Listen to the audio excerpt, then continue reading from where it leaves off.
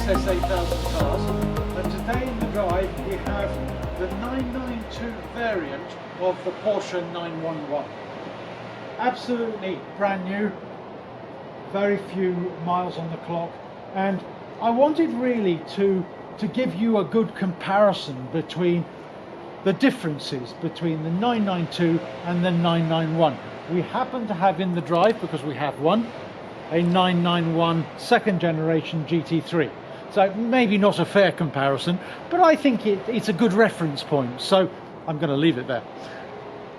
The 992 has the same 3-litre engine as the 991 had, so twin turbos, and it revs to 7,500 revs. But this time, in the Carrera S, which this is the version of, it has 444 brake horsepower with 391 pounds-foot of torque.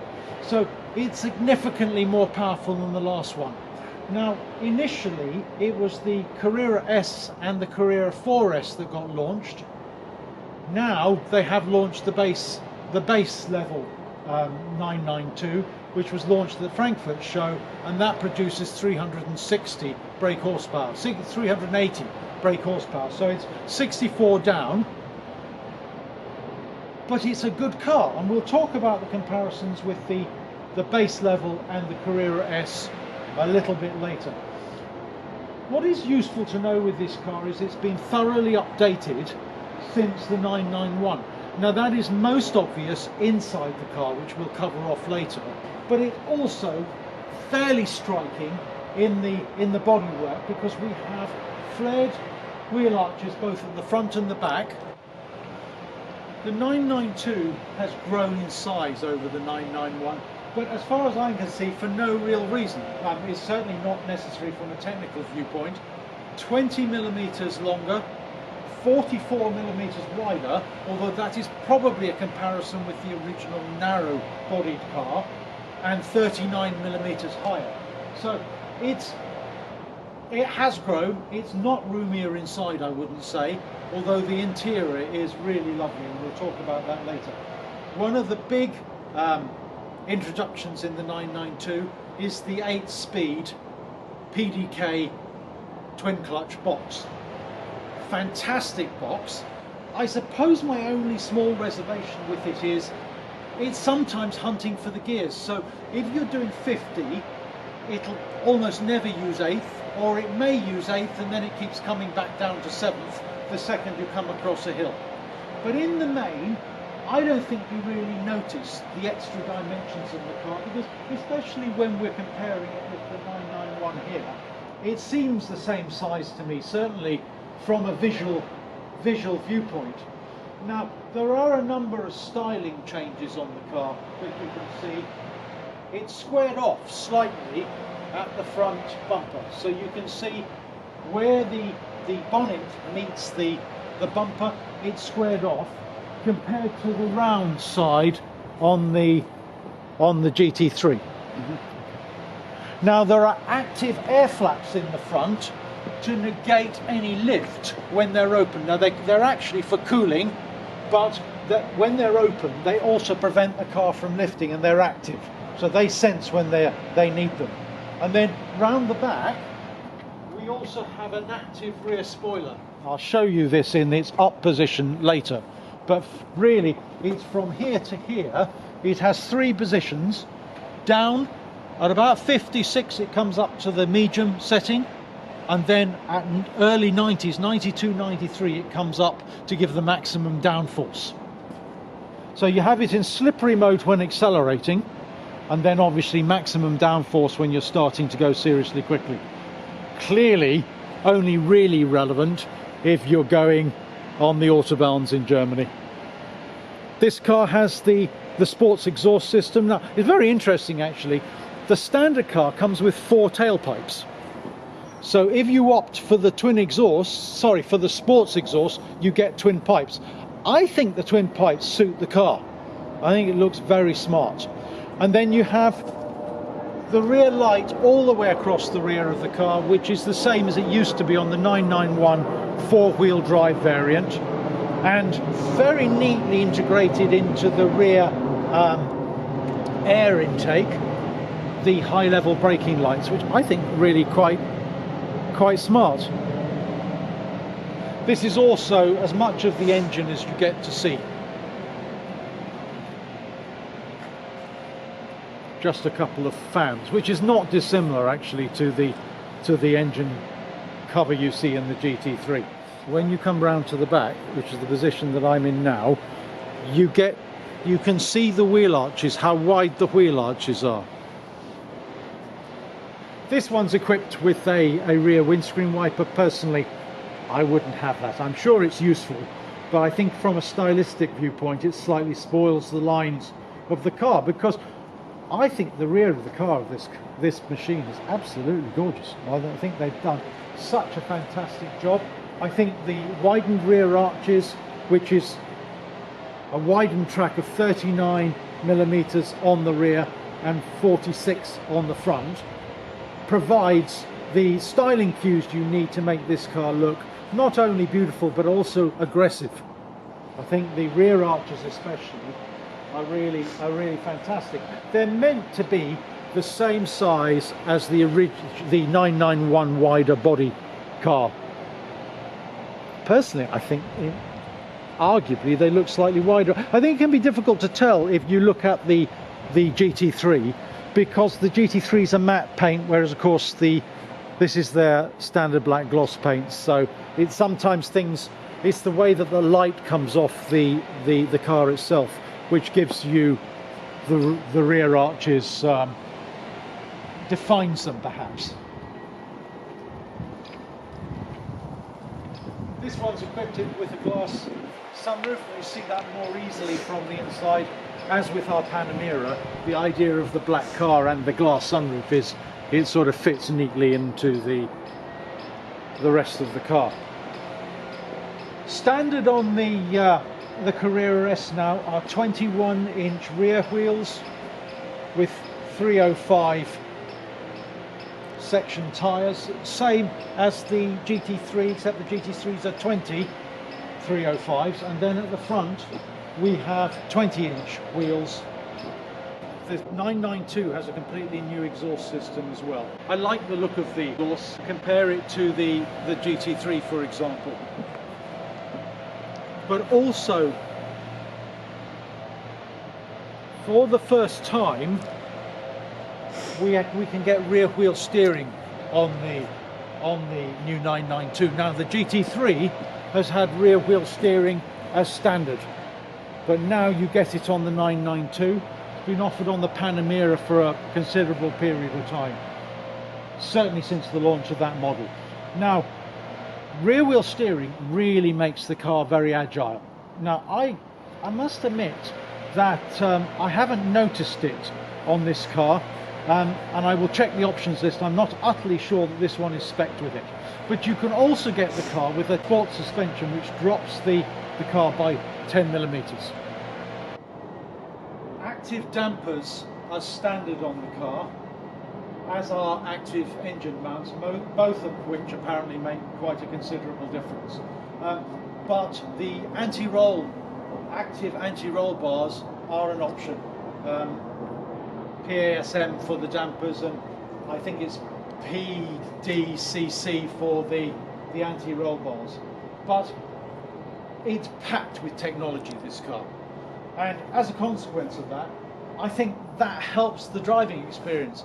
And of course, what they've done now is they've moved over to 60% aluminium components compared to 30% before with the steel aluminium mix. But even with that, aluminium being lighter than steel, you would actually expect the weight to have dropped, but in fact it's gone up. It's gone up from about 1440 to 1515 in Carrera S body. So that, I suppose, is the only slightly disappointing aspect. But on the other hand, these cars are full of technology, and the technology has a weight price. I think as a consequence of that, you have to be, it's still fairly competitive in the field. Most of these cars, like the Aston Vantage, which is 1600 plus, and the Audi R8, which would be about 1450, 1500, they're around the same level, so probably not be too critical of the car. In the GT3's case, it's 1430, so it's a useful 80 kilograms lighter than the standard 992. Very, very cohesive design, and I really like the design. I think it's a beautiful looking car. I think it definitely feels like an event to drive. I think maybe we'll show you the room in the front. I need to get the key. Now, the change between the GT3 and the 991, the 992 is the 992, although you have the same looking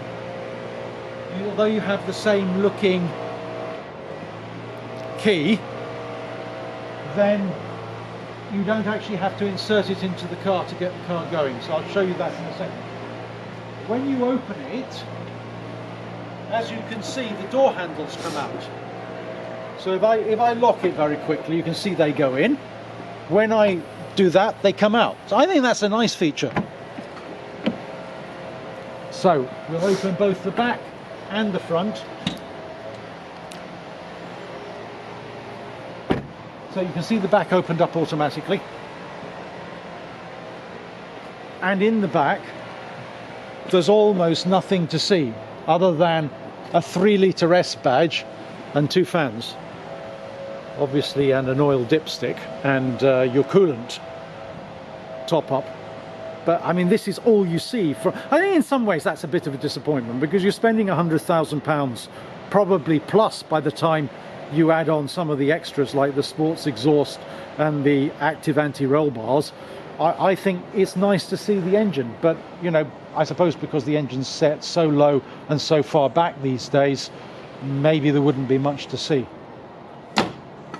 Little bit plasticky, that. You hear the plastic click, nothing like a plastic click. But it still feels reasonably solid. Nice on a cold day to keep your hands warm. So we come round to the front. I think what my wife will tell you about the front of a 911's luggage space is that it takes in more than you might expect. It looks very similar in size to the GT3s. I'd say the same as, in fact. It's you know, you get a decent sized case upright here actually, probably to the back. I think it's very smart. So again, down and push.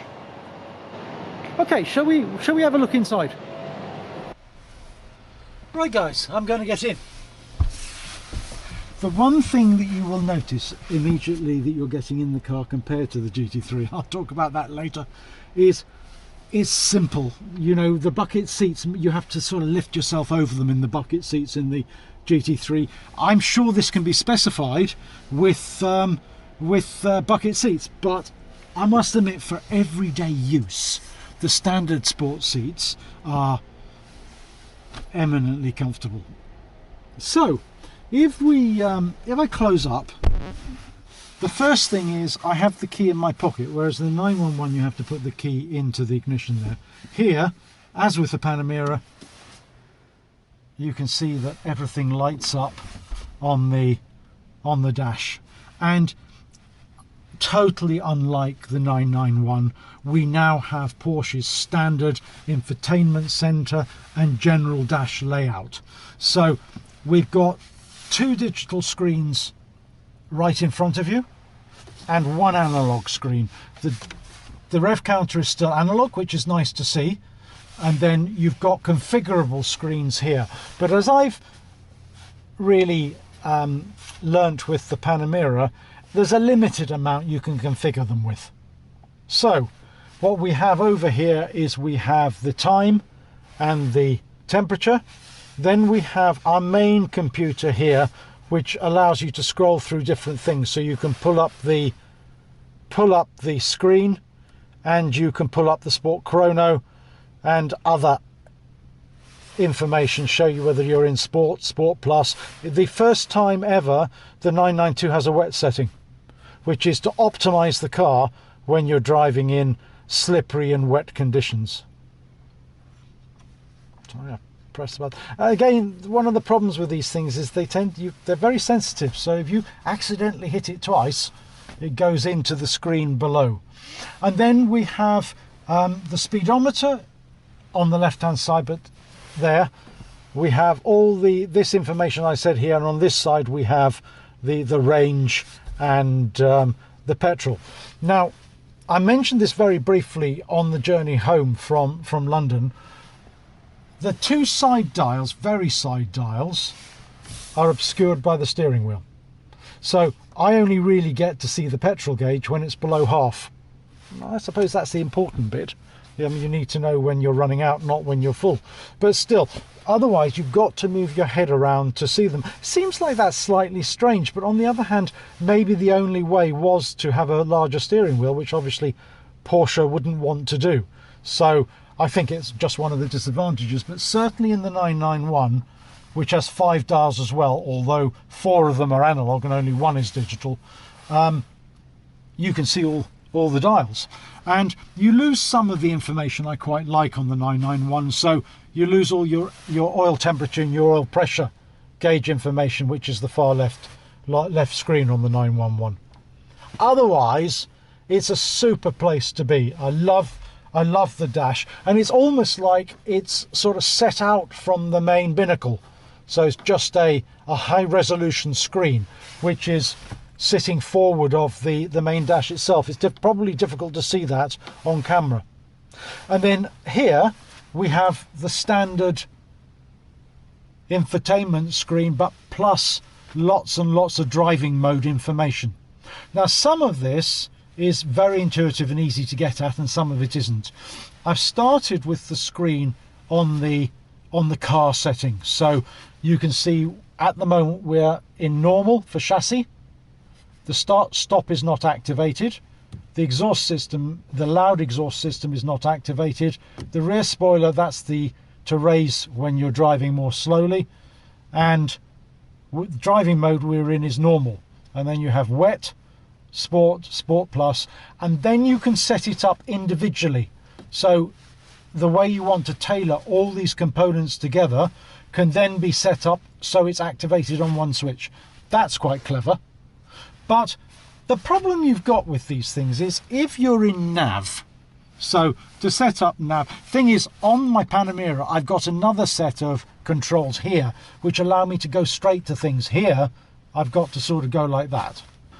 So some of the buttons here can be a bit complicated to access. So for example, if we were in nav, say, we're in nav and now we want to change some of the settings in the car, I have shortcut buttons here to firm up the suspension and hit the loud exhaust button, both of which reset every time you switch the car off, I believe. Certainly I'll check it with the dampers, but it'll be interesting to see whether that's the case with the loud exhaust. In the GT3, you get actually extra amounts of torque if you have the loud exhaust system on. I don't know with this car, so I will check that out. So I think it's okay. Obviously, setting your phone up was nice and easy. I set my phone up. You have your media, which I will just switch off because you're not allowed to play music, as you know probably. You have everything you could possibly want. You've got your climate controls. Again, climate controls are something that I feel you can set the temperatures here because you have the buttons here and the fan. But your air conditioning, if you want air conditioning, for example, you have to go into the climate control screen. So I just think that's possibly a little bit unnecessary. Auto air circulation, I think that's a good idea. Closes off the vents if it detects there's a high level of pollution in the air. Now this car has the Sport Chrono, so obviously it has the analog dial to an extent in the center of the dash, but it also has a digital layout as well at the bottom. So basically the Sports Chrono also comes with a driving mode button attached to the steering wheel. Now that allows you to scroll through. Now you can see that the one of the right hand screens here immediately comes up with where you are. So I scroll from sport, normal, to Sport, to Sport Plus, and then you can scroll to individual. So that's quite useful. That's a sport. That's a shortcut to getting into your drive mode, which is quite useful. Like the steering wheel, it's small and it's round.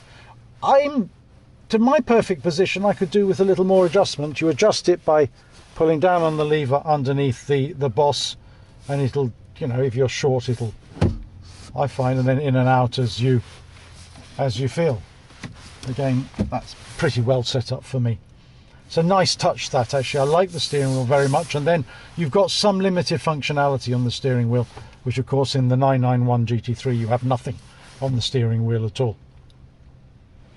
So I thought maybe we should start the car up. I mean, it is interesting, this discussion about naturally aspirated cars, which are really a dying breed, really, because of the emission controls and turbos. Certainly with the Ferrari 488 and the new F8 Tributo, very difficult when driving that car to realise you're driving a twin turbo machine. Same is true here to an extent, although if you are below 3,000 revs, let me just shut the door for a second. If you are below 3,000 revs, there's no question you'll get a little bit of turbo lag, but the car is so powerful, power to weight ratio so good, that it really shoots off the line. Again, maybe with the 8-speed gearbox, sometimes you find yourself out of gear and it needs to sort itself out. 7,500 rev limiter, which is very high for a turbo. I think the Ferraris are 8, but then, you know, they're at the top end of that particular market, and the price difference between this and the Ferraris is quite big. Okay, so I think what we'll do is we'll start it up and get the noise from the engine.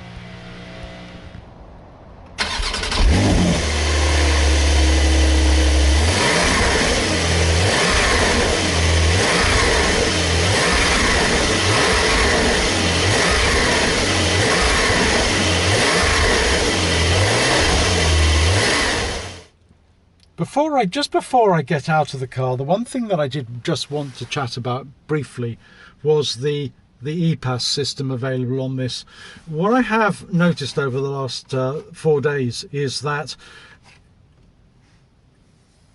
again, it's an electronic power assisted system, and obviously electric power assistant steering has been with us for a while, and I have it on the GT3. On the GT3 it is as good as it gets. It's intuitive, you get plenty of feedback. You really wouldn't guess that it wasn't a basics, a manual system like the McLaren has. The McLaren's power steering system is not electric, but this is for a standard Carrera S. The steering on here, you wouldn't notice either. I'd say it's just about as good. And I remember I've not really had the opportunity to really drive this really quickly on a track, and I have been on a track in the GT3, but I'd say really for everyday use the steering is fantastic. I think Porsche have nailed the steering on this car, and I think now there's no disadvantage to having electric power steering. Well guys, I think that sort of brings to an end my real world review. I am going to be looking at a comparison video between the two cars, which will be done probably tomorrow, but overall I think it really is a really nice place to be. Again, I was going to show you the glass sunroof. I think that's a really nice touch, and it opens, so it's not just fixed. I like that in a car, actually. I like being able to drive with the roof open. As with the Panamera, it doesn't open that far, in truth. And then we can close it up. Okay, let's have a look in the rear. I think that hopefully gives you a good indication of what the 992 is all about. There's lots of styling details that I like. I mean, I like the way that the the side door inserts here to the door opener are all flush. I think that looks really smart, and it's high quality leather that's been used, and a nice sounding stereo system. The one thing I suppose I might say is that there is a little wind noise and road noise at speed, so certainly not as noisy as the GT3. Okay, so if we get out, oh, and what I'll do now is I'll just show you, so for children, as you can see, if I put that back, not a lot of room.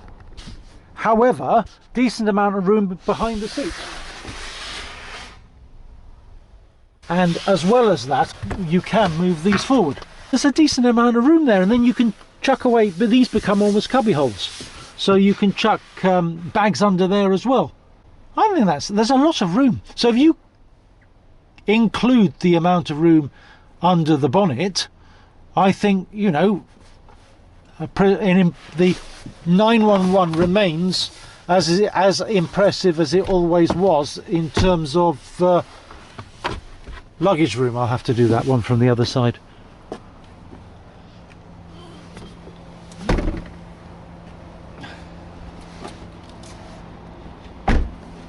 I like the combination, by the way. I mean, obviously I like the black wheels on the GT3, but I think in black with the glass sunroof and the silver wheels, I think this car looks really, really smart.